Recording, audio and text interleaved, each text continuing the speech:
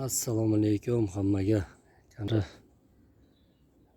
Bugungi videomiz parnikdan bo'lyapti. Angliyaga mavsum ishga kelganmiz.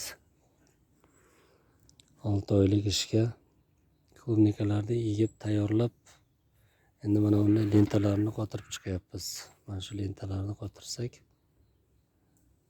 usti ochiqida klyonkasini tortdik, mana tuproqlarni qo'yib chiqdik.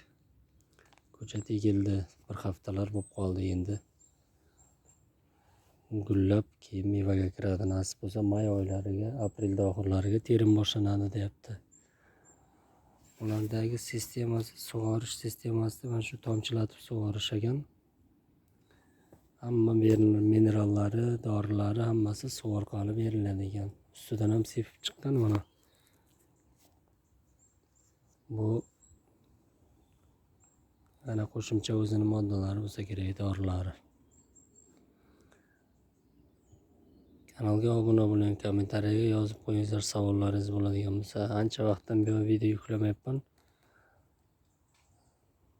Kimga nima qiziq bo'ladigan bo'lsa yozsalaringiz, shunga qarab videolarni qo'yib boraman. O'zimizni kelishimiz 6 oylik mavsumiy ishga kelganmiz. Mana shu parniklarni usti ochiq edi. Klyankalarni tortib, tuproqlarni qo'yib chiqdik. Hamma narsasi 2 oy bo'lyapti kelganimizga, mana shu ishlarni qildik. Kanalga obuna bo'ling, laykni bosing. Angliyaga kelmoqchi bo'lgan tanishlaringizga yuborib qo'yinglar, kelmoqchi bo'lib yurganlar bo'lsa. Qanaqa sharoitda ishlaydi, nima ishlar qiladi, hammasini ko'rib bilsa bo'ladi.